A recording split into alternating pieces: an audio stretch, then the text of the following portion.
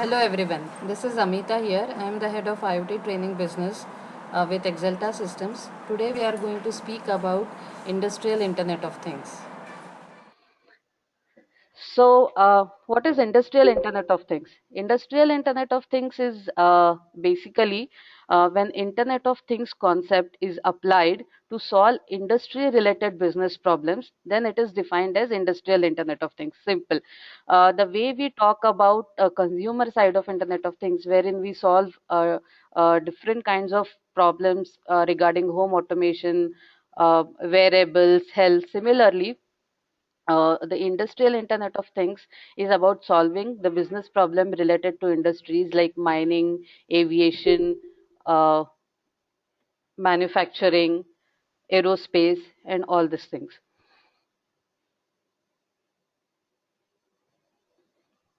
Now, what are the components of Industry 4.0? In a short while, we'll see why it is called Industry 4.0. Now, these are the four major pieces which form the part of Industry 4.0. That is the cloud infrastructure, virtual networks, real-time analysis, and visualization. What this basically means is, if you consider any industry, for example, let me give you an example. Let me give you a real-time example or a example of a client which approached us recently. There is a, Gurgaon-based huge factory which has around 25,000 pumps in a large, huge hectares of area. Basically, what happens is there are a lot of unscheduled downtimes or unscheduled repairs and maintenance, which costs that company billions of dollars. Why this happens is basically there is no real time visibility, or there is no predictive analysis which can basically check which pump is failing, which valve is going damaged, and how to rectify that solution.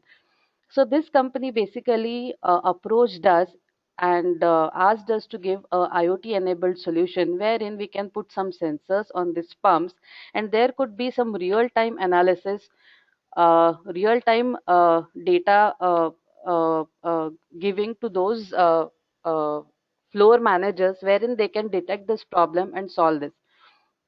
So what are these major components we will need to put in?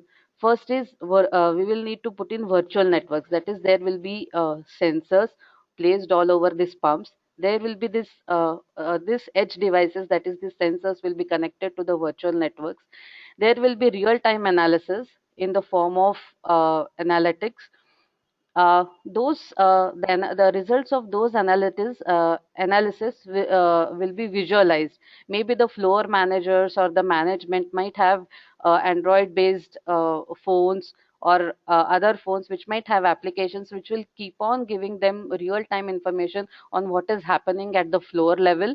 And if some pump is going bad, or if there is an indication that looking at these parameters, this pump is going to fail probably in next one or a day or two, immediately an alarm would be sent to them, and then all these things would be basically brought into life by using cloud infrastructure. We all know, since we have attended the last 5 days, that with cloud infrastructure we get the security, we get probably seamless integration. By leveraging this cloud infrastructure, we could have centralized systems, we could have distributed decision making wherein everybody would be connected, and then real time solution can be given to them. So this is a very real problem or a business case related to industry where Exelta Systems is working with.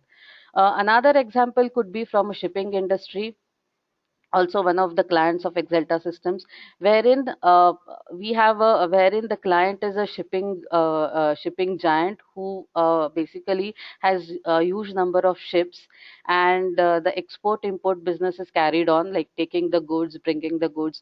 Now, this huge ship basically has lot of mechanical components to it, and any mechanical failure in the ship costs that company big amount of money, because whenever a contract is made with the end user, that with the shipping company, that a particular goods will be transferred within 2 days. If there is a delay or if there is a damage, then the company has to shell out huge amount of money uh, in terms of claims.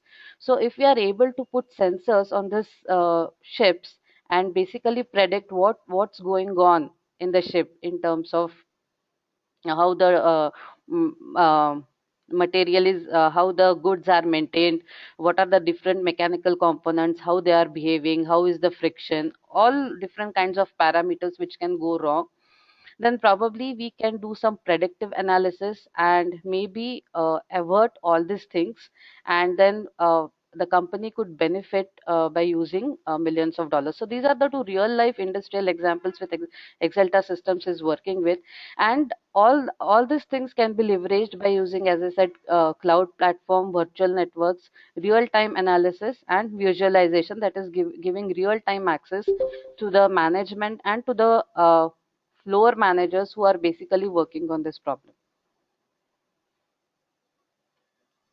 Now, what we are going to achieve by using industrial IoT is basically smart manufacturing and smart factories. If you see the picture which I have put in here, you can basically see that there are no humans, maybe a single human which is seen in the picture, and then there are different kinds of machines which kind of look like robots. So, slowly there is a concept which is going to come, or maybe which is coming, which is called as hybrid workforce or maybe digital labors. So, the sensors are basically the digital labors. Uh, we have the industries that we talk about, that is the aerospace.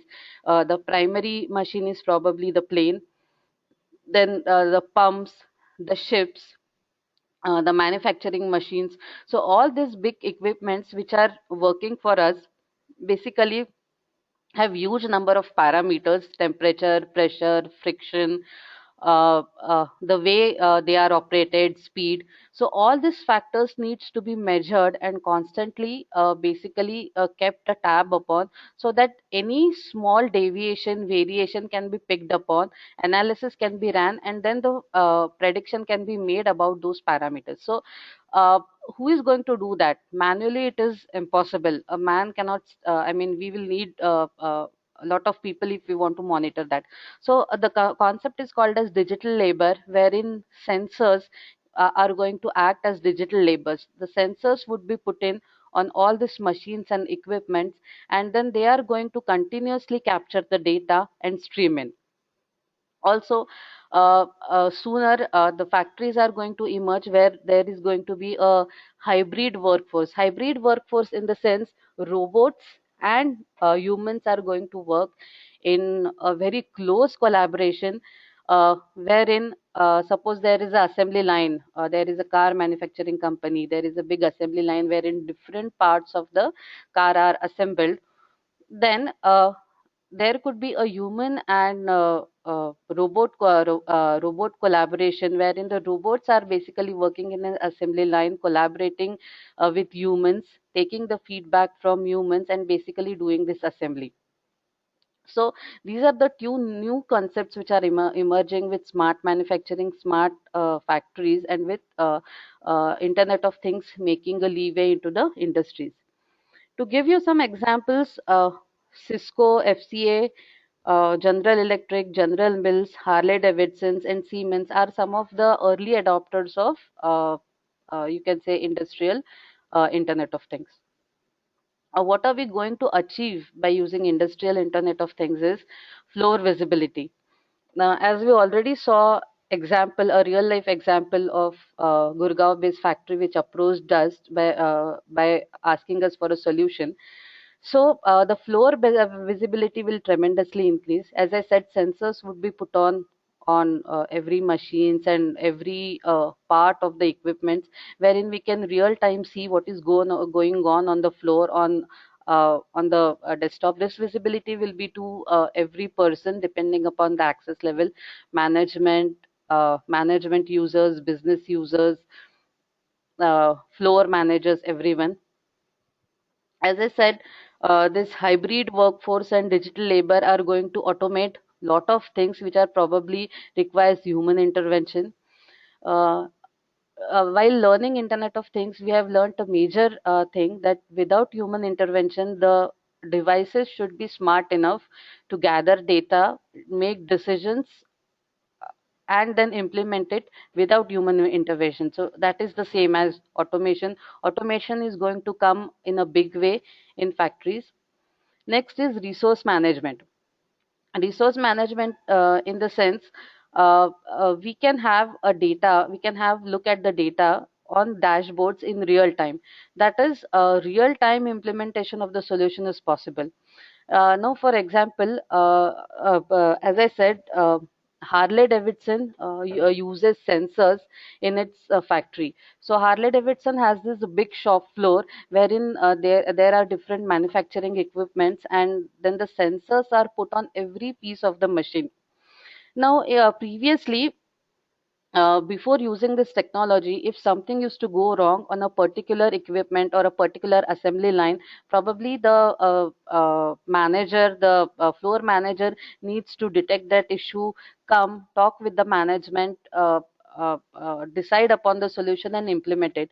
So maybe a probably significant amount of time would be wasted. So wherein if we are expecting, say, 20,000 goods per day, there might be a some reduction in those goods because of the delay in implementing the solution. Now, by using real-time data analytics, this could be detected in advance. That is, by looking at some of the crucial parameters, the management, the floor engineers could basically detect what is going wrong or what could go wrong, and probably a real-time solution, immediate solution could be sent to the floor manager on his dashboard, or on his smart device, maybe mobile, laptop, iPad, anything, and that problem could be fixed there and there itself. So, one important concept related to predictive or proactive maintenance is making its way. That is, before the problem occurs, predicting it in advance and doing a proactive maintenance instead of probably waiting for unscheduled downtime, unscheduled maintenance, which results in billions of dollars. Now, these are some of the things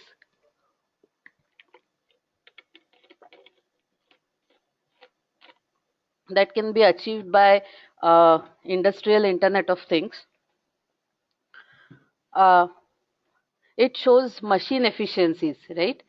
Automated production process, maintenance cost, downtime and breakdown cost.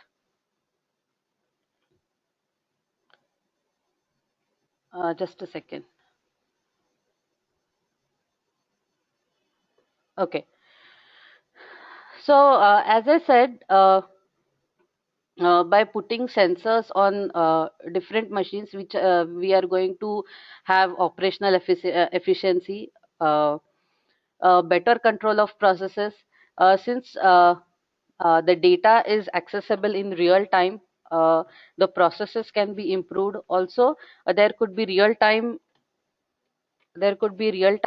solution which can be given.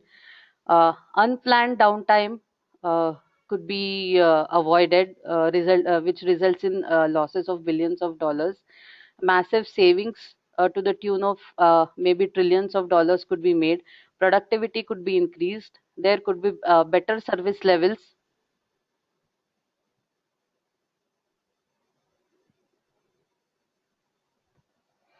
The maintenance could be streamlined and new business models could emerge. Now, this new business models could emerge is basically a very interesting and very innovative concept. Let me talk about it a little bit.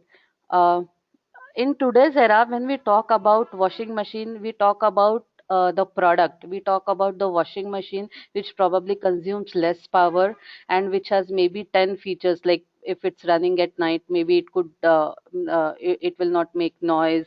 Maybe it could use warm water. It could use cold water. It can wash all different types of clothes. So it is basically about this product.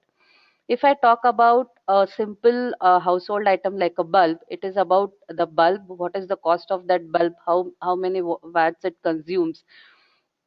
So majoritarily, when we talk about products, it is basically about the product. Now, with this industrial Internet of Things, what is happening is we are getting humongous amount of data. You must have seen in the sessions also previously that this humongous amount of data is going to be generated by this sensors or this particular devices. It is because we as humans, when we are connected to internet, we have our own basically limitations. We cannot generate that much amount of data as a device connected to the internet 24 by 7 would generate. And as Gartner has predicted, there could be 50 billions of devices in coming few years which would be connected to this internet. Now imagine this humongous amount of data which is somewhere in the cloud, and all this data analytics software, complex algorithms are basically working day and night over it to bring out a complex amount, to bring out a complex logic which basically makes sense to companies in terms of insights to business or to the services that are provided to customers.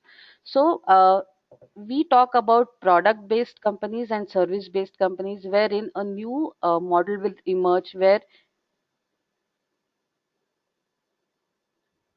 uh, okay, where basically a product service hybrid model would be offered in the market. Now, for example, when I buy a washing machine, I look at the washing machine for all the features and buy it. Now, let's advance this maybe 10 years in the future. At that time, I wouldn't be looking at the washing machine as a product, but I would be looking at the washing machine uh, as what kind of services it is providing. For example, the washing machine provided by Samsung, LG might be very cheap. There might be a marginal amount of difference in the product they are giving, but I would be more interested in the services that they are providing. For example, I might choose a washing machine which provides me service, like if probably my washing powder is over, it would automatically place order in the shop and say Amita's washing powder is over, and it could order that for me. If if my washing machine some part is basically failing, then automatically the mechanic would give me a call, arrive at my doorstep, and say, Amita, your washing machine is this particular mechanical part would fail and machine would stop working. Let me fix it for you. So I would be looking at such kind of services rather than the product. Also, for a simple household item like bulb, I may not look at bulb. Just a second.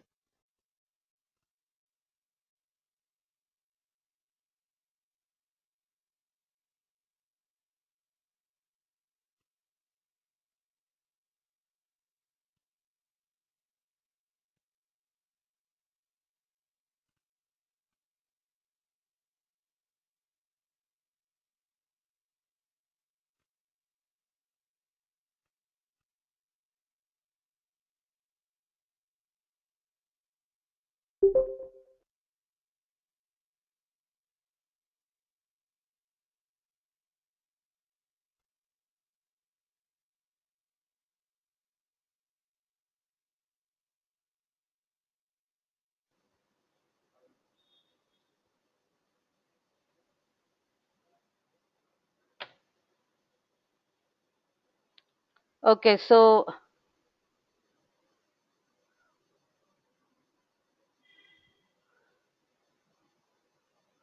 everyone, are you able to see this screen? What industries can achieve by IIoT, where there is a diagram and okay, great. Okay, thanks. Okay, so we were talking about this business model wherein I would be more interested in the services offered.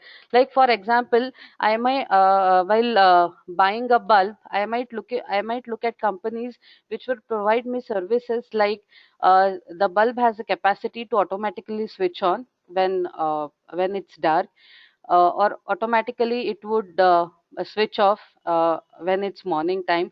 So I would be looking at such kind of services instead of the product. So these are the kind of things which industrial Internet of Things is basically bringing about.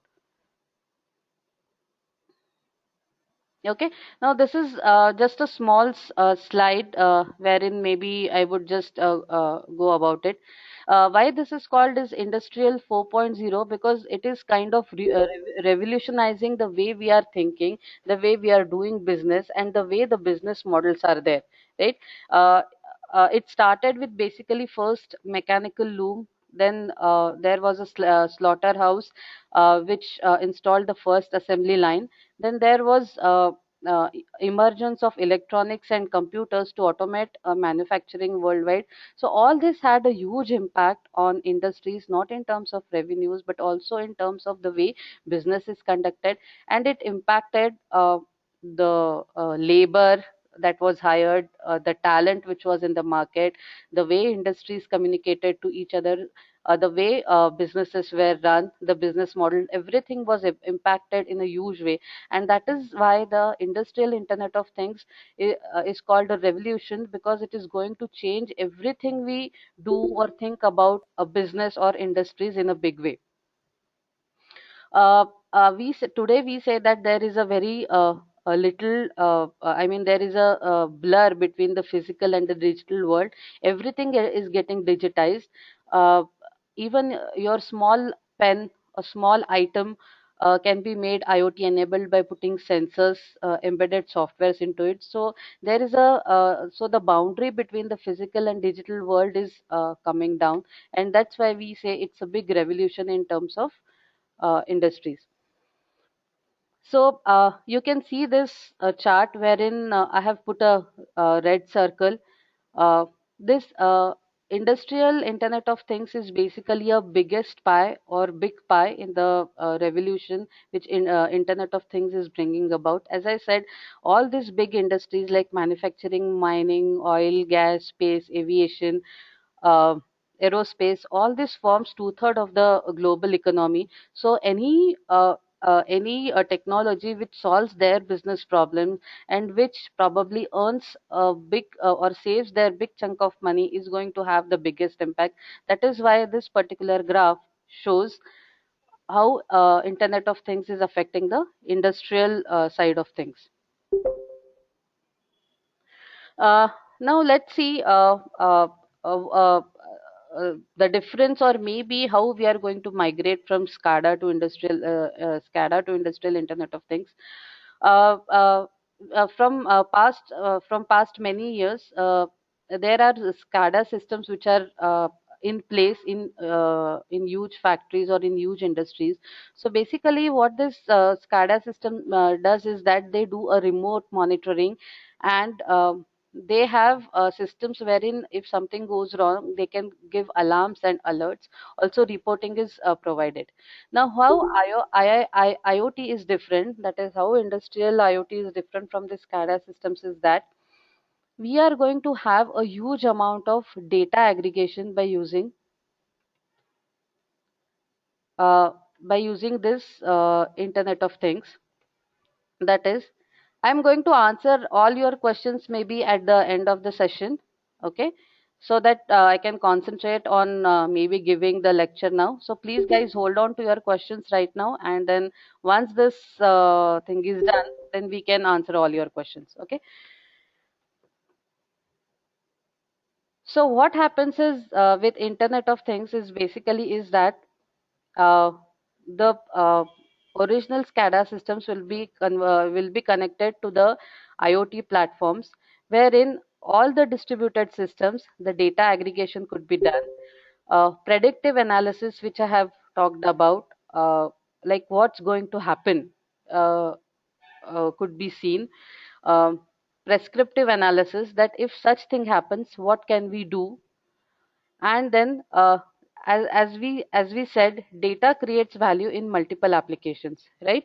So this data which comes in basically humongous fashion, in different variety and various format, uh, what will happen is basically this data is going to create a huge value.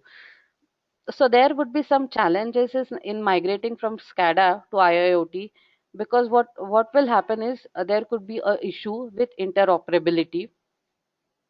But then we could have a huge amount of difference by but we can have a huge amount of the difference by implementing this industrial IoT of things. That is, as I said, there could be uh, uh, a centralized system which is giving inputs to all the floor managers.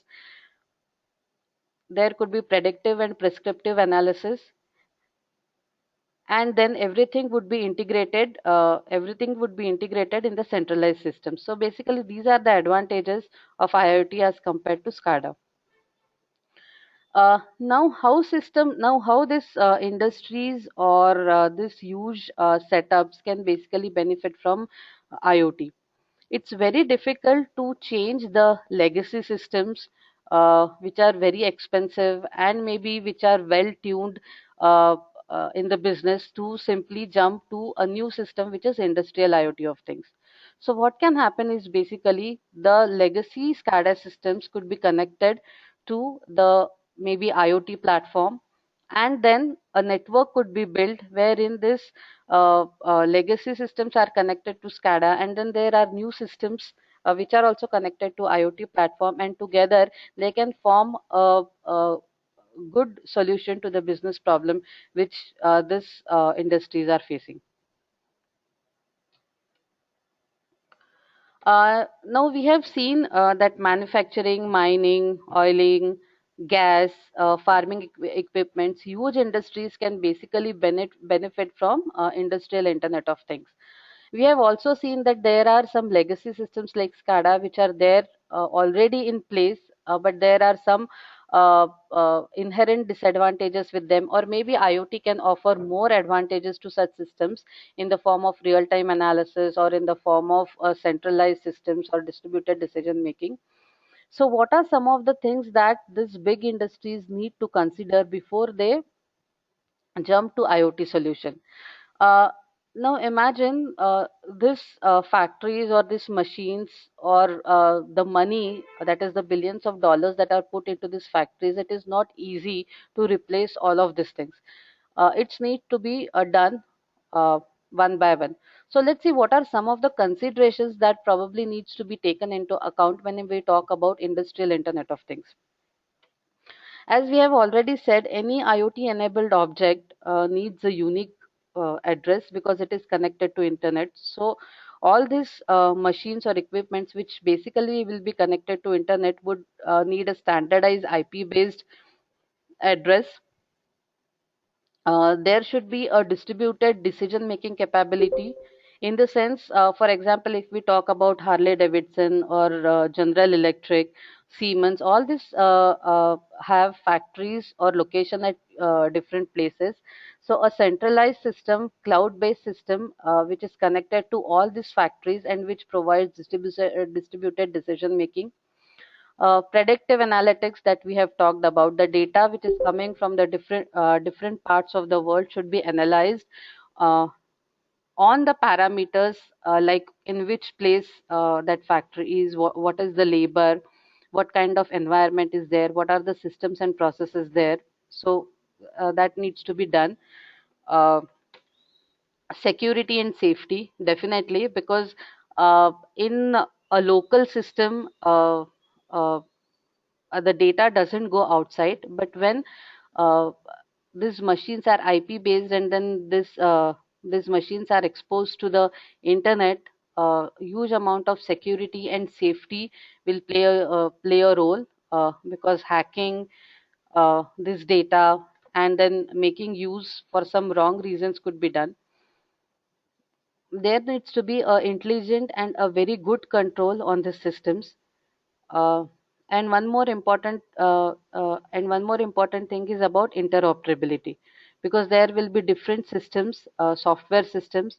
So interoperability in terms of protocols, in terms of the way software talks to each other, and also in terms of data that will be sent. So these are some of the challenges or maybe considerations that industrial Internet of Things needs to be taken care of.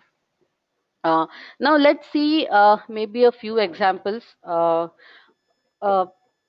as I said, some of the companies, like there is a company called Class, which develops farming equipments. These are the early adopters in the industrial Internet of Things.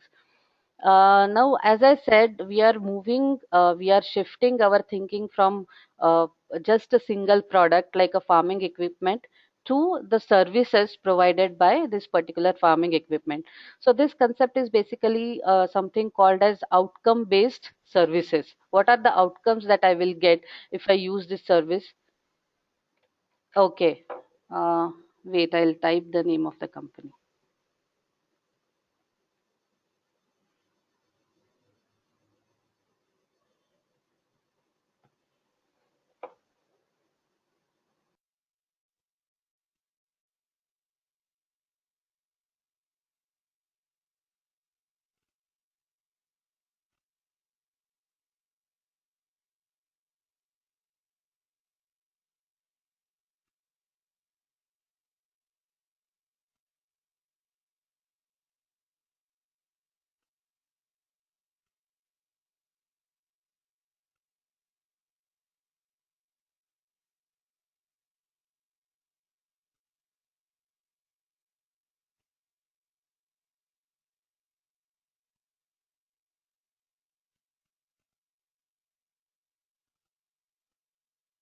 Okay. So so what happens is basically, are you guys able to hear me now? Okay.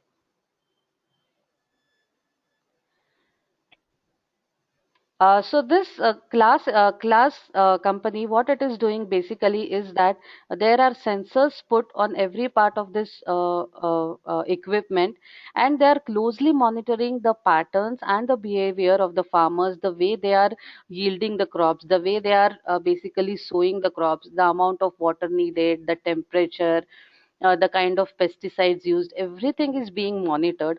All this huge data is collected, and this data is basically analyzed, and some useful insights are being generated that could be provided to the farmers, which would be helpful to them in yielding more number of crops, or probably avoiding the damage. So this is something called as outcome based services, wherein while buying the particular product, we just don't look at the product in itself, but we look at the services which can provide me some meaningful outcome.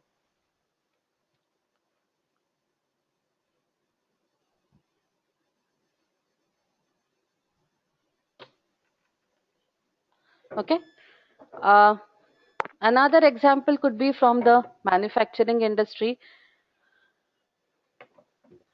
Here you can see different types of equipments which are used in the manufacturing setting, in the shop floors, in the big factories.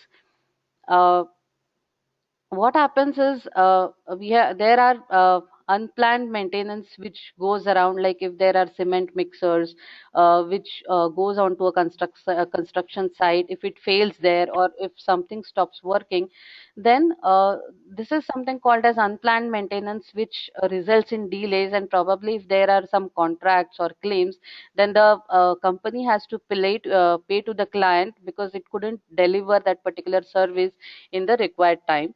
So something, cement mixer, maybe huge tractors, the hydraulic oil pumps, uh, all these things could be fitted with sensors, and those sensors will continuously keep on monitoring the various parameters of that particular machine.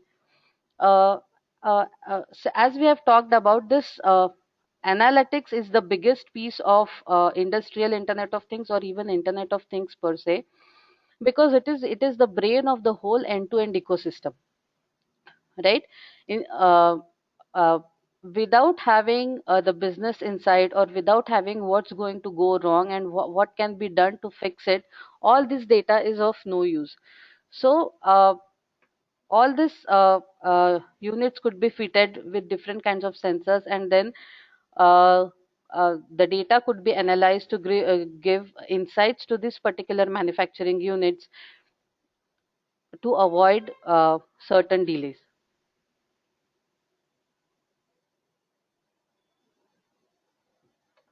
Okay. Now again, very good example of fleet management. This I have in the picture, I have shown here a truck.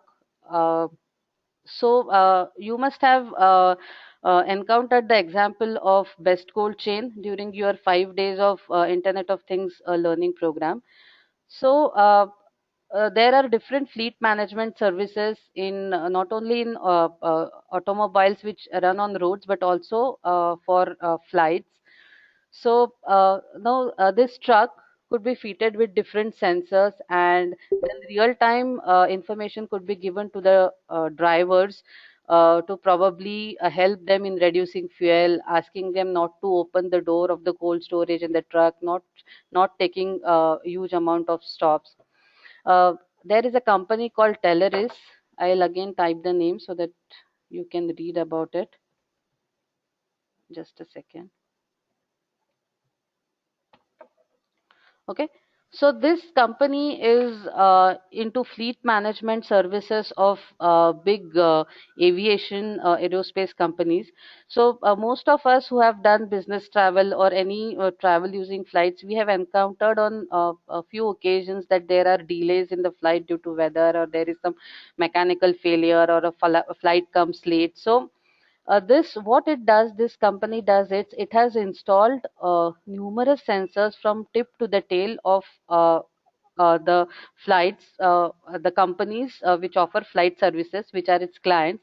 And what it is doing is basically it is monitoring everything which goes on in a flight when the flight is in the air. For example, what are the mechanical parts the flight has, how they interact, what happens inside the flight, how the weather affects it, everything they are monitoring it with very complex algorithms and logics. They are devising, they are coming out with very useful insights. By using this useful insights, many of the things, many of the mechanical failures could be averted. Also, the companies which are providing these services to us could keep some backup in the form of crew or flights, or maybe some other things, so that the delays caused or the monetary loss which is happening could be averted.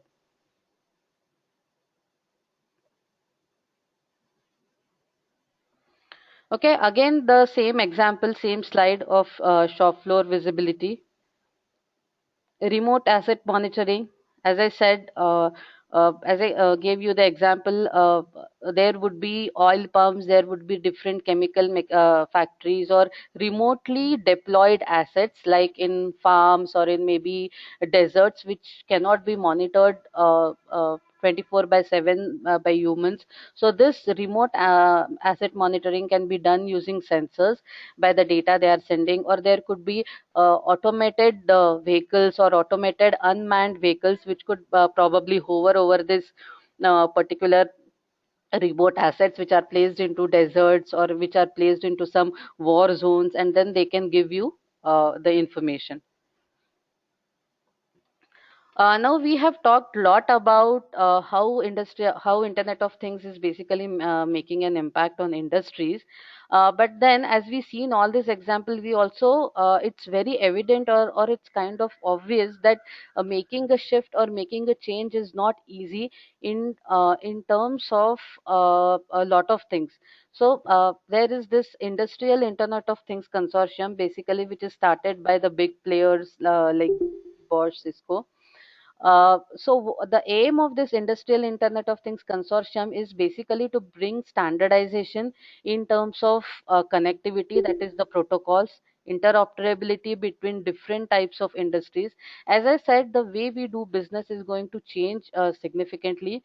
Now, for example, something like a farm manufacturing company class would basically do a collaboration with Vodafone, which provides us services, because they want to combine their services and provide some service to the farmers on their mobile phone.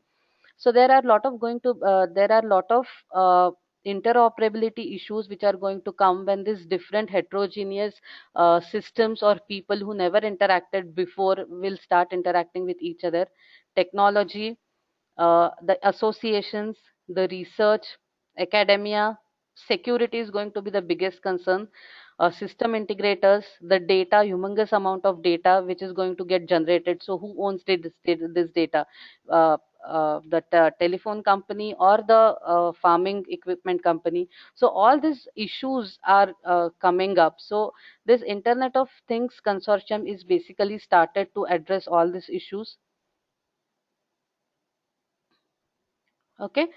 Now, I have painted quite a rosy picture in terms of the impact or the things which we are going to get by application of Internet of Things into industries. But then, still, as I said, there are very few early adopters which have realized its potential and actually have started implementing it.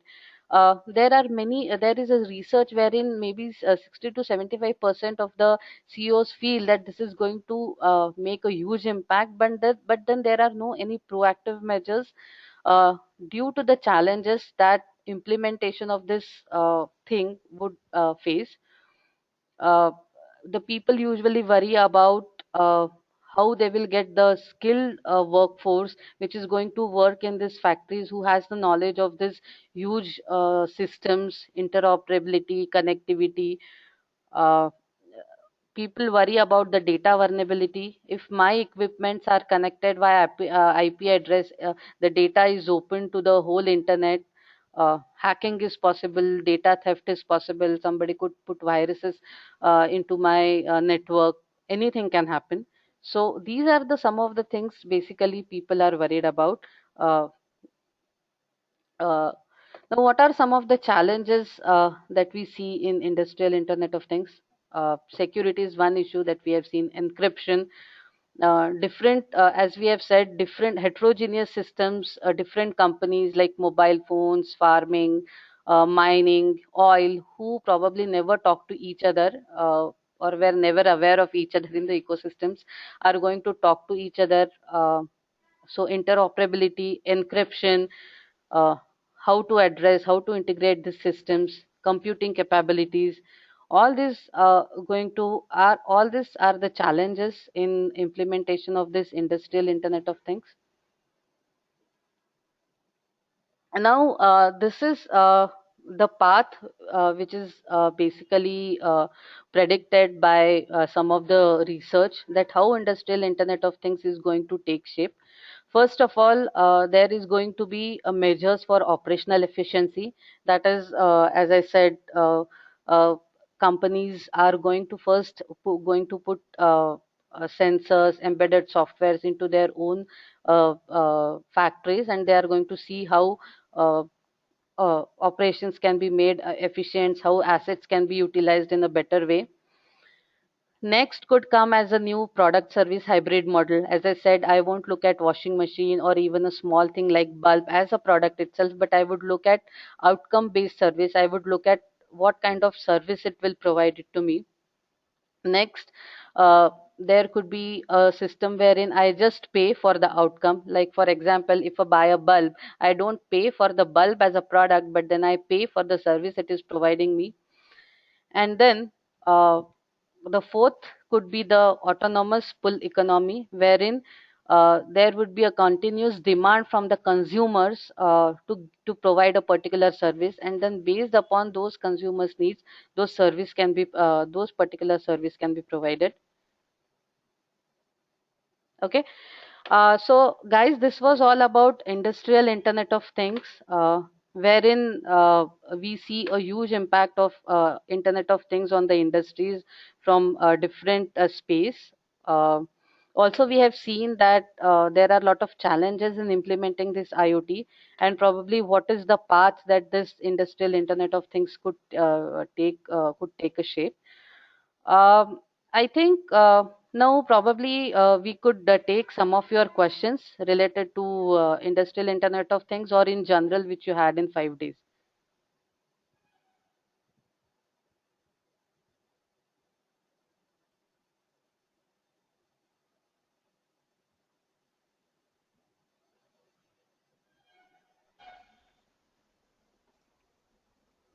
Okay, guys, so we are here. Maybe you can start typing in your questions.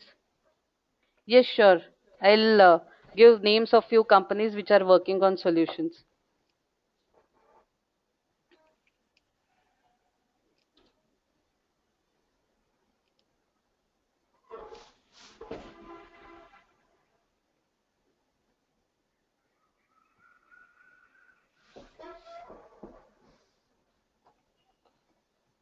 Yeah, there are several companies which are working on it. One is ABB, which has built you know, a device called a smart sensor, they call it, which you can put on top of any motor. I mean, it's going to come out in October. It was displayed recently by ABB, which is ASEAN Brown Boveri, if I'm pronouncing the name right.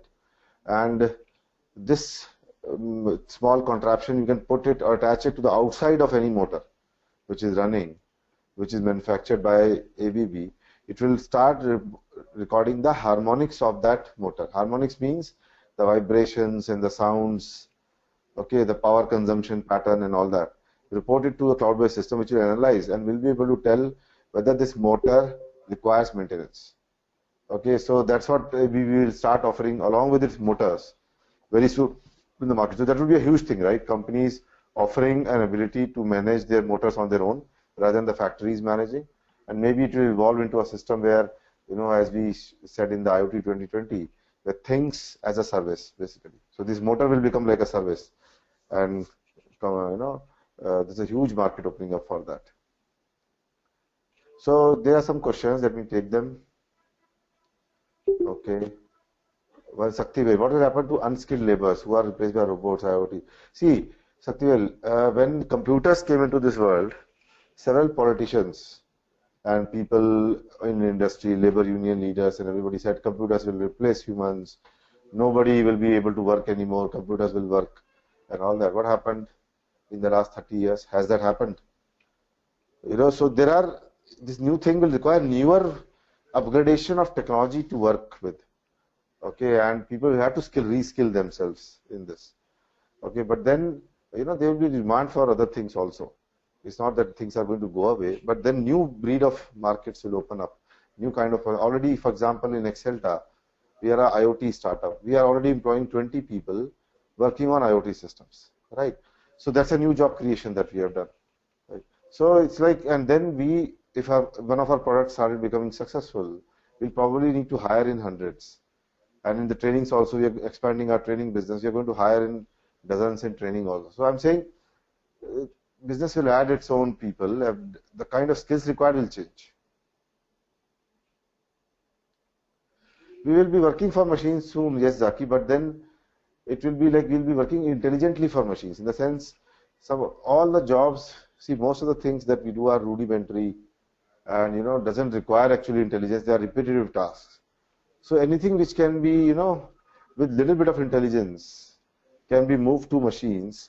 Even with respect to, earlier it has happened in industry already, where, for example, recently I visited a Coca-Cola bottling plant in Hyderabad only. Its output is several million bottles of Coca-Cola a day. There are only 30-40 people working in that plant. That too in shifts. So at any given point of time, there are only 10-15 people there on the floor of that plant. And the entire thing is totally automated. They just fill in the raw materials and finally bottles come out filled with Coke and, you know, Sprite and all that, Coke actually. So, I mean, it's so automated, it's amazing basically. And that same kind of thing is going to happen to our household kind of things also. You know, now, and all the things that we interact with directly, not in industry only. So that's where the paradigm shift is going to happen. In industry also, the quality of products is going to drastically increase. And a lot of people required in the financial industry who will be managing all these thing as a service kind of platforms and all that. So new breed of jobs basically. Yes, exactly, the same thing.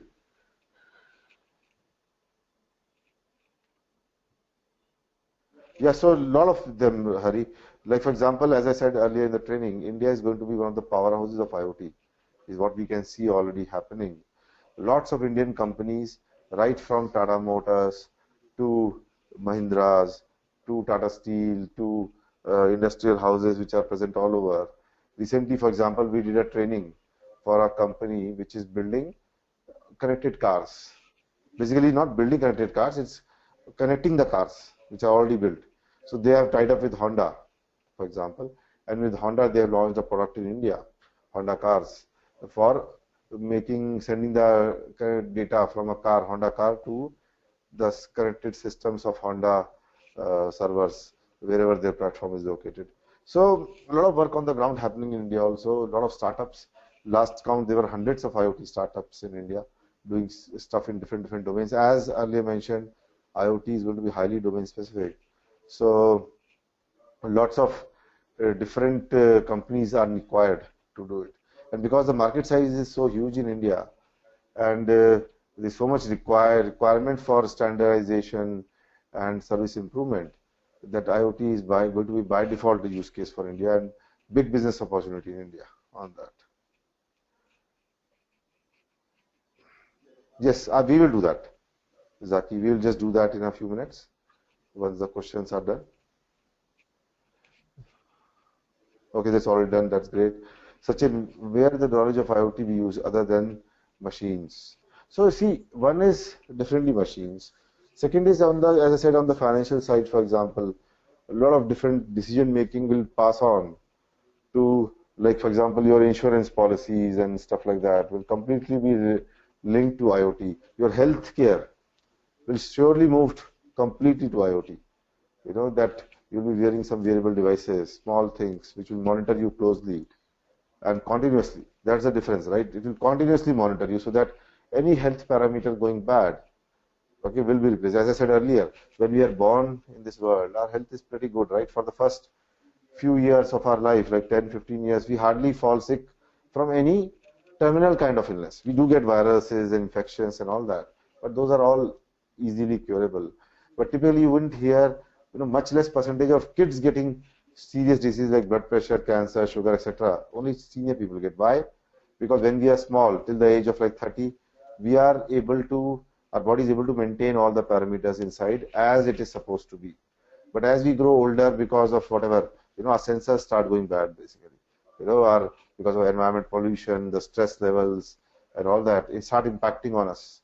And that's where our body parameters maintenance starts going on, hormone level maintenance. There are lots of chemical reactions that are taking inside our body. The organs start misbehaving because the inputs that they get are not accurate, because the sensors have gone bad basically. There's hundreds of thousands of internal sensor perceptions which are happening all the time. So once we start getting a grasp of it, huge IoT industry in the medical side, where all these parameters will be monitored closely. Any chance of getting cancer, for example, you get a trace of a chemical which leads to cancer, and immediate action can be taken to control that. So that's what we were claiming earlier. The lifespan of a person is going to become, maybe twice in the next 100 years. We'll start living 200 years, basically. So that's where we are headed, for sure. And IoT is going to play a big part in that. Because healthcare is one of the biggest worries of human race, right? Since the time we gain, our mind is set, we are always afraid of illness and stuff. So huge market opportunity. And lots of IoT startups we are seeing all over are coming in wearable space, in some of these areas, still just scratching the surface. So huge opportunity lies ahead. And as I said earlier, very soon you will start hearing probably of companies like Google and Apple and Fitbits as medical device companies, because their devices will be able to do a lot of medical things and stuff. So lots of action happening on the ground in the other areas rather than machines. But industrial IoT is also a very big area of pickup. So robots and humans will work together. Definitely, we're already working together. As I said, in factory floors, robotized. I mean, factories are robotized almost completely today. So humans will definitely work with the robots, but then humans will start doing more interesting stuff than just being, working on a line of, conveyor belt kind of things.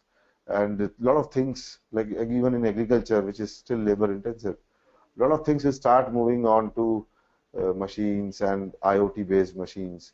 We have a lot of intelligence on the cloud, communicating and working with the machine and providing inputs and stuff like that.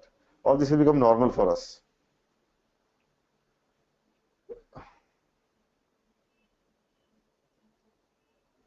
Okay, so Ananya, good question.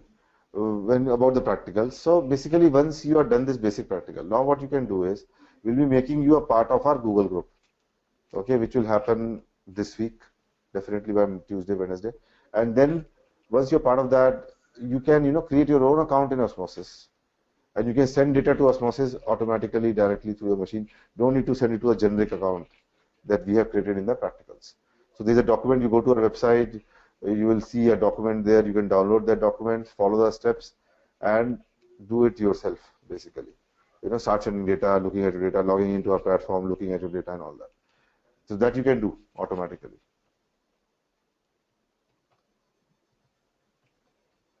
So these are the problems, right? As I said, Sachin, problems about insurance domain, problems in healthcare domain, industrial automation. So these are all business problems. So IoT is all about that, about solving big business problems, which has plagued humankind for years. And that's where we are headed. And IoT is about that. Ultimately, only those businesses will succeed which are, solving a problem, basically, which you require. And I'm looking at something. I want to increase my health care. I want to reduce my insurance cost. I want to reduce my doctor cost. I want to increase production in my factory. I want to make my things which I buy from market work automatically and for me. And last years, so all those problems are going to be solved by IoT.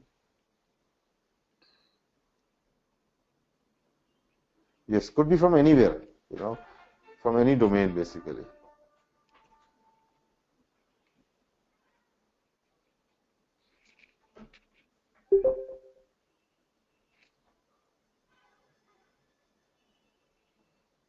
Yeah, so definitely I give a lot of examples related to industry. I hope those help.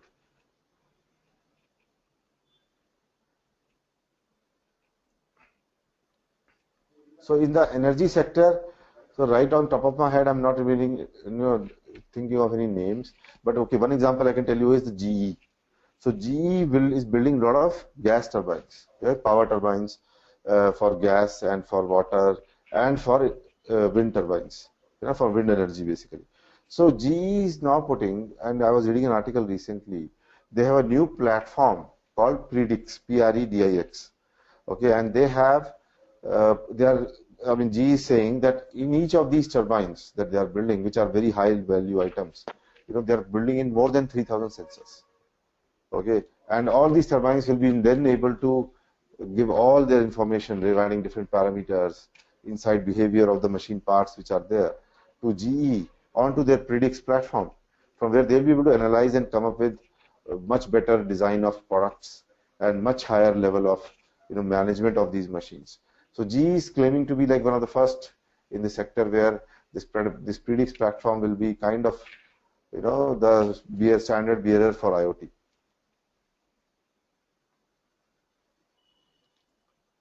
So tech company, you didn't mention Apple there, surprisingly, Zaki, but definitely, all of them that you mentioned here, all of them are a little bit in different areas. GE industrial IoT, IBM in utilities, Intel in chip manufacturing, Cisco in routers and telecommunication gear, Microsoft in software on the cloud side and stuff like that. Google, in wearables as well as in searching and in new technology areas like navigation and stuff like that. Amazon in retail, right? All of them are going to be winners in their areas, and all of them are investing billions of dollars in IoT. So definitely these guys. But then, be a little, take it with a pinch of salt. There are a lot of startups who are working in IoT, and for example, who would have known that, Fitbit, for example, started manufacturing these wearables, and last year it crossed $1 billion in revenue already. And the way they are progressing and investing in technology, people are already saying it's the Apple of wearables, as Fitbit. So Fitbit might be the one company which might emerge.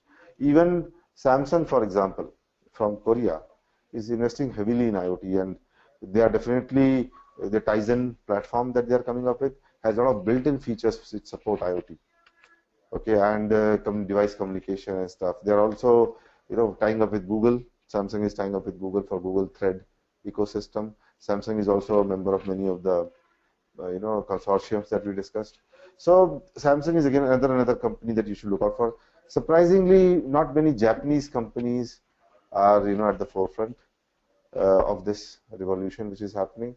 But there are a lot of startups which are coming up with different products and ideas.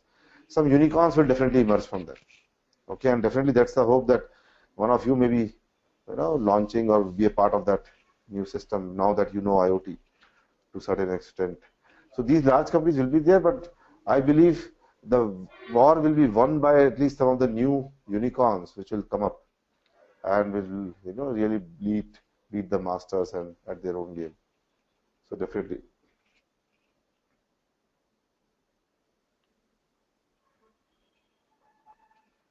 So IIoT, we have already said, right, that it's a huge opportunity opening up. And as Amita also explained about this industrial IoT, I also give the example of ABB, GE. So all these are in opportunities in industry, in IoT, big opportunities.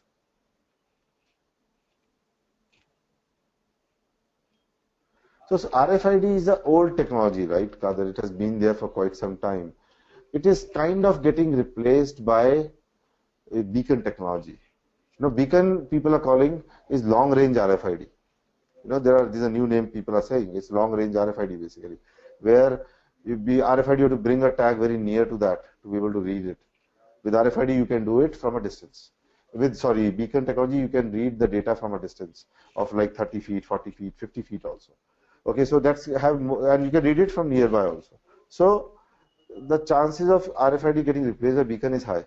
Already I was reading an article, Walmart for example is automating its data warehouses. So Walmart has huge warehouses, spread all over the world, and some of these warehouses are spread over an area of like 500 meters by 1,000 meters or kilometer almost. Okay, huge warehouses, and there are machines and robots and stuff maintaining the internal data because Walmart typically stacks more than 1 million items, and last year's sale of Walmart is $600 billion worldwide. So Walmart it's almost like a country in itself, and they have now built a new technology for their data warehousing for their warehouse management, where they have built beacon technology along with drones. So what they're doing is they put beacons on all these warehouses where they're putting a lot of their stuff goes and rests there till order comes, and then they supply from there. So these for manual tabulation of data in any warehouse, they needed to have a team of 5 to 10 people continuously going from item to item, and these aisles are pretty high, stacked up aisles, so they have like almost a 3-story building kind of height of aisles, where they have to go up and down these aisles trying to figure out what all items are in stock and how much of that stock is available and stuff. Now what they're doing is they're using drones for that. So drones go up and down and also horizontally and keep capturing data. Okay, and then okay guys, just give me a second, just a second.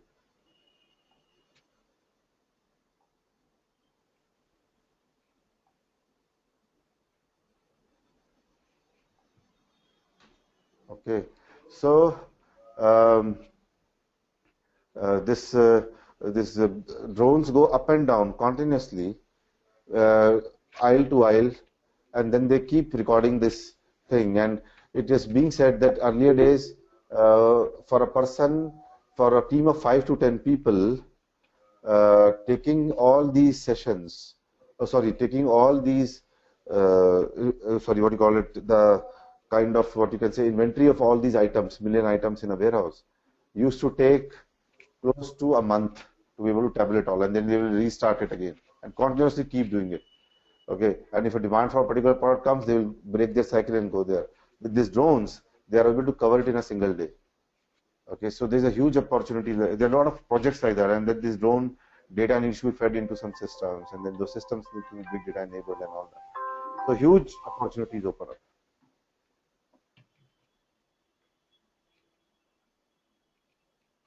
Yeah, you can use RFID, Hemant, not an issue. But then this long range RFID is really working out as a thing. So Zaki, if you missed that session, please get in touch with our team. We'll be making you a part of the session because we intend to do one more live session for software part. So we'll do that sometime. So these are the research areas, as I said. So Walmart is, for example, doing this research on using drones for warehouse management, and this is a project they are saying will go live by this year end. So still in research mode and still figuring out the issues and problems which it might be creating.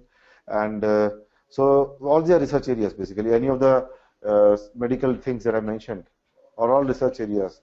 The beacon technology in retail, advertising, all research area. So IoT is still in that area, in that zone, where already some products have come out, but the key part is in the research side.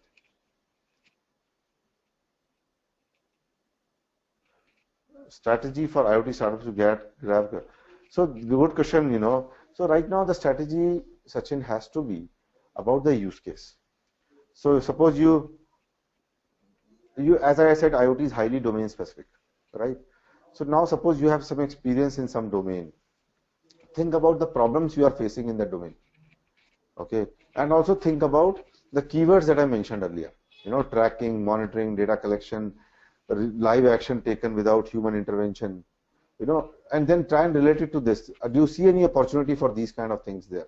Tracking, monitoring of data, putting stuff inside and all that. And if you see that synergy somewhere, then you will realize that there is opportunity for IoT projects. Start building a device for that. So that's the strategy. Build a prototype, pitch it to industry, or to if there's a B2C kind of market for that, where a lot of try and pitch it to financiers and angel investors and all that. See if you are able to get finance for that. That will be the biggest verification of your idea, and then launch it. Basically, that's the strategy. For people who want to be like entrepreneurs in IoT space, for people who want to grow their career in industry, let's say you are part of any industry, learn about the business problems that industry is facing as much as you can. Okay, and then based on the knowledge you have gained in this training, try and pitch an IoT solution within that company. And I'm sure all senior management is highly geared up for IoT. First of all, they've heard this and they are very geared up for IoT. Second is, who does not like a person who solves a business problem being faced by an industry, right? So you can suggest a solution, or you can suggest a solution architecture at a high level about a possibility of a solution using IoT. I'm sure you can get funded projects in any industry and do it. And we are here to help you in that as Excelta. A question from the practical perspective: how to build a minimum node which is power sensitivity and has wireless capability? You mentioned the Bluetooth module itself as microprocessor. Yeah, definitely, we'll be making you a part of Google Group, Hussain, and definitely we have done this basically. So if you can get in touch with us, okay, maybe just send a mail to us, just send a mail to me maybe at pyush@excelta.com, or to us at corporate@excelta.com. Okay, and then we will put you in touch with the people who can help you do this basically.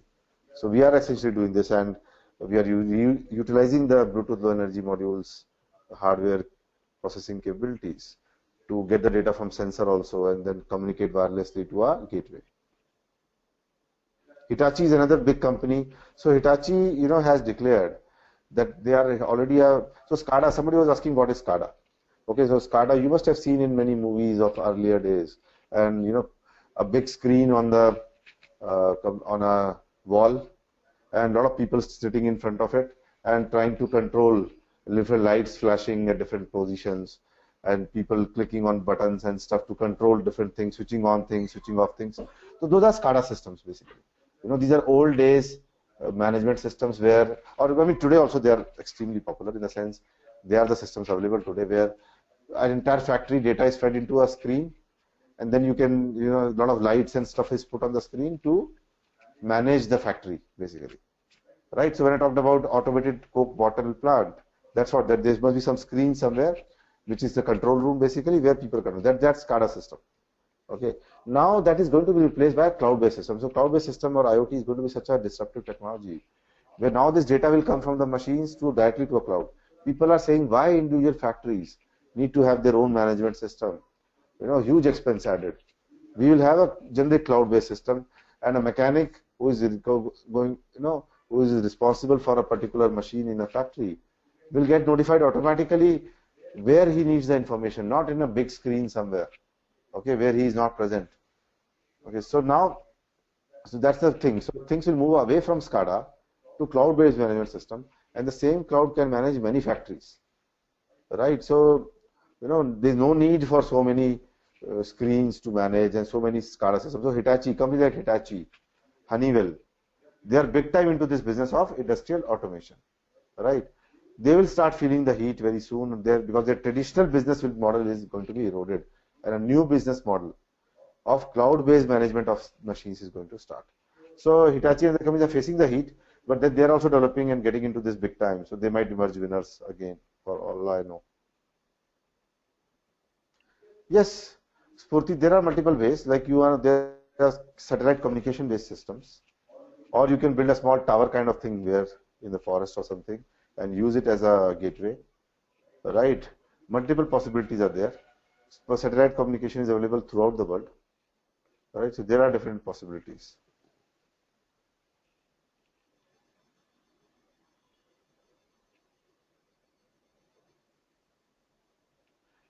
So beacon is nothing but it's called high range RFID only.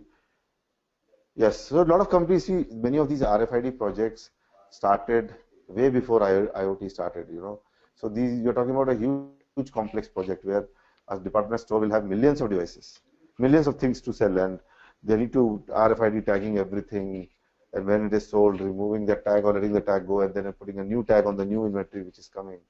So it requires a lot of back-end kind of thing. So company which is manufacturing that product, while packaging itself should build in those tags and stuff. So, that thing happened with barcode some 30 years back, 40 years back. Then barcode are now being replaced by RFID. That RFID thing started around 15 years, 10 years back. Now, but the technology is moving faster now. The life cycle has shortened. So things are going to get changed to beacon now, which is going to be even better and more intuitive and intelligent and stuff. It's going to take its time to do it.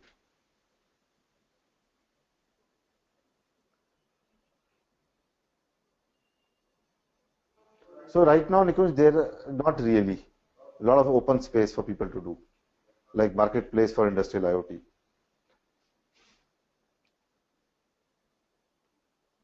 So education domain, such in, for example, we in Excelta, today we are the world's largest IoT trainer, and we want to maintain that dominant position. And we are now expanding our training business really big and education business. We are getting into, college education. In fact, I am traveling to meet the vice chancellor of a big university day after tomorrow, and me and Amit are going and meeting him to launch a IoT training 6-month program kind of thing with the university. We have also launched an IoT education program in US, tied up with a company in US, where we have launched a 6-week. It's now become 8 weeks. 8 weeks IoT training program where we are training people in full stack IoT, and going to put them in projects. So we have hired people in US. We are training them right now, and then we are going to deploy them in projects. So we are doing all that right now. So lots of opportunity in education, and we are Excelta are getting into a lot of those areas in IoT. We are getting into kids education also in a big way in IoT. So if you are interested in something like this, do get in touch with us, Sachin. We can work with you on that. So Nikunj, one thing is we are going to make you a part of our IoT group, okay, Google group on IoT, which is emerging as a big, so we have already got more than 1,500 people as member of that group who are all working in IoT related areas. So all our trainees get added to it. So we started this group around 8 months back. It has already grown quite a big group, and it's growing day by day. And that is going to emerge as a big marketplace for IoT basically. That's what we are aiming for. So least time will be Sachin, get in touch with companies like Excelta, where we already have an ecosystem. Don't try to reinvent the wheel. We already have an ecosystem of capturing data from sensor, putting onto a cloud, and displaying your data or taking action on that. So that infrastructure is already built for you. Okay, you should focus on the domain, which problem you are trying to solve, and reuse this architecture that is already available. Like we in Excelta offer this architecture completely. You and launch your product quickly. I think if you have a domain clearly identified and a problem statement clear, you can go to market in 3 to 6 months, with an end-to-end product. If you can reuse some of the ecosystem which is already there, don't reinvent the wheel is my suggestion.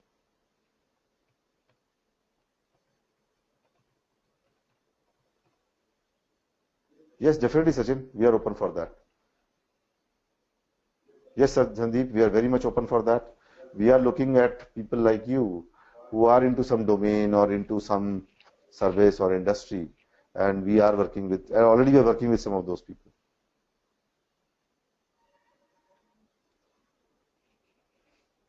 So SAP HANA Cloud Database, see, most platforms today, be it SAP HANA or anybody, are RESTful compliant.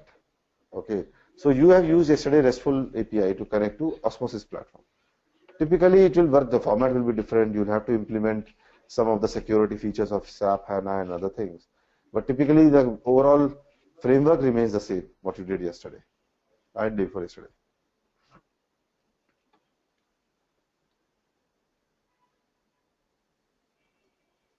Yeah, definitely we face a lot of hurdles. Khadir, for example, the original product that we started with, you know, we kind of dropped it in between because we realized that's not something which is going to work as we learned more and more about market. We, the training business, when we launched the first few batches, we got only a couple of people, so we had to really, I mean, any business goes through that cycle where you have to have faith in yourself basically and move ahead basically. That's a basic startup thing, right? Also, validating your idea with people, industry experts is always a good thing.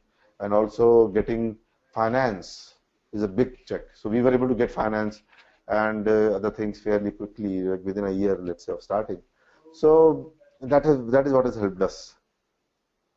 So we are right now financed with respect to, there are more than 10 small investors who are basically our connects, and then there are a couple of strategic investors on board who have invested. For example, in education business itself, there are a couple of investors who have invested with us. Okay, Hussain, we'll get back to you on that.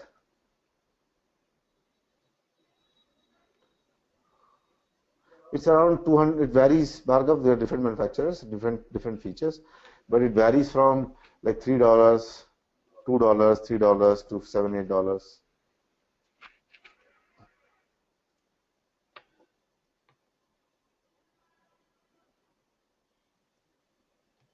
So good question, Ananya. XMPP, we don't support the XMPP protocol right now. We support only REST over HTTP and MQTT.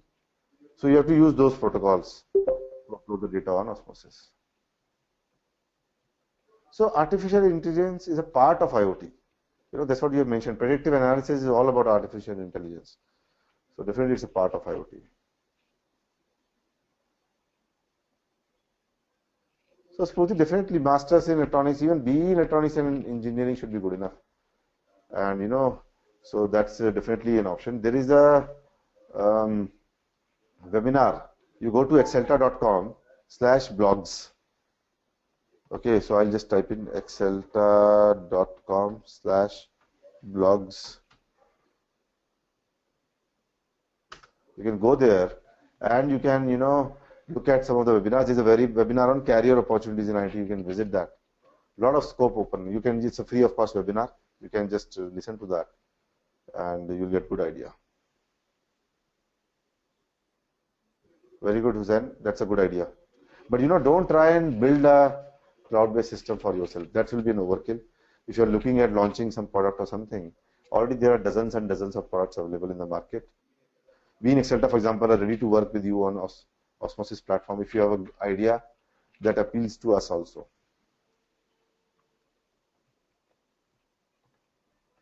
Yeah, so definitely that is an area that we are going to, is an area which is difficult to explain in a short training. But then there are multiple ways of doing it. So we can get in touch with bi-directional kind of conversation, how that happens. A separate, we are going to probably launch a training also on that in a few months from now.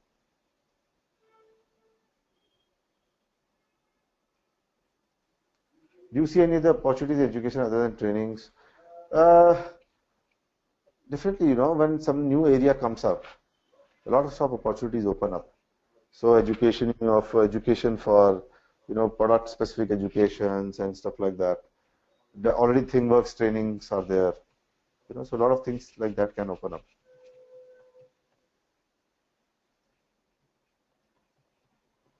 So lots of opportunities in, telecom domain. There are new networks, as you mentioned earlier, being created up with. like things Sigfox, LoRa networks, and all that. Getting an expertise on them, those technologies, because right now nobody is there. If you learn about LoRa network and become a little bit expert in that, you could be like, one of the few people who know LoRa and position yourself as a LoRa expert or a, Sigfox kind of expert, Sigfox network. So lots of opportunity as a professional, as an entrepreneur also. If you can, there are a lot of new network opportunities opening up. If you are becoming an expert in one of these technology areas and can figure out how it is to be done, with smart city initiative of the government, a lot of these networks need to be established in cities. And I already know of companies who are getting into this space where they are going to build these networks for cities. So being like a domain expert for them, or tying up with those companies and launching this kind of service in smart cities is going to be a big business opportunity of the future. So Saktivel, very good question. So PLM is product lifecycle management. There are tools like Innovia, if you must be knowing, right, and stuff. So IoT is a big area opening up where data is going to come in, and design improvements need to happen. So PLM systems are about designing the system, iteration of the design, and then linking it to the manufacturing, right? So then when the data starts coming into the analytics piece and a new design, so suppose that new design feature comes out of it, that the blade needs to be of this material, which has these properties, and the size of the blade needs to change like this. This is the analysis which has happened on IoT data from turbine blades, let's say. Then this data needs to be fed into the PLM system so that the engineers and designers and architects there can work on the new blades for the system. Again, it has to go through the testing life cycle and all that. So those things are the things where PLM and IoT need to be integrated on the side of industrial automation.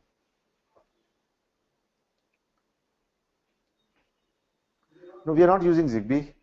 Zigbee is highly, kind of controlled group, which is only open to the members, which is expensive. You have to pay $25,000 to become a member of that initially itself. So we are not into Zigbee ecosystem.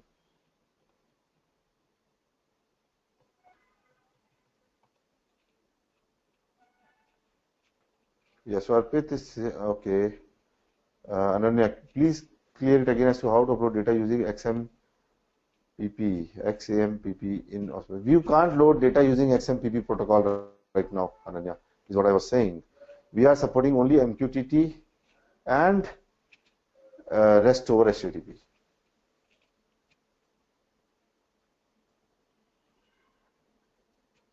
So Accenture, we are not using Zigbee with respect to any product of ours. We are using Zigbee with only respect to trainings. Okay, where we are building a mesh network on trainings. So we are launching a Zigbee module training also very soon. So that's what Amita is referring to.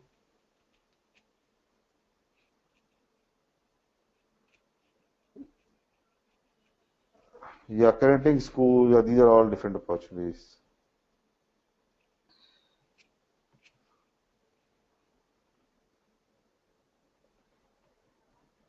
Lots of different areas opening up. So guys, I will now call it a day. So ACIP certification is a program that we are launching soon. Again, it is going to be launched within, let's say, a month. And we are already building the question bank and the book that we are going to ship. It's going to be on our website. Right now, you will get a participant certificate, Sandeep, and then we will go into, once you can go through our book and then, register and do the ACIP certification exam. No, REST over HTTP, RESTful protocol, RESTful web services basically, and MQTT. Okay, Ananya? Okay.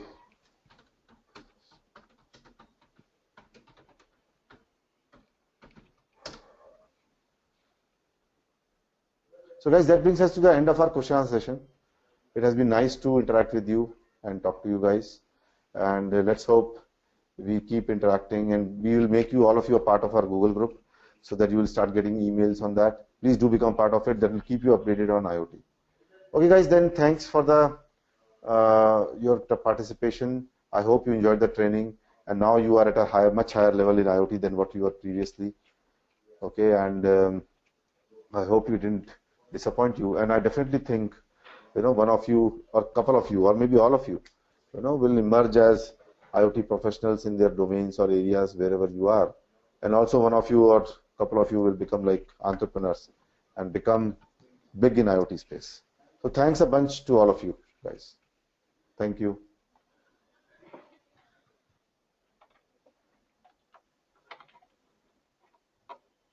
Thanks. Bye-bye.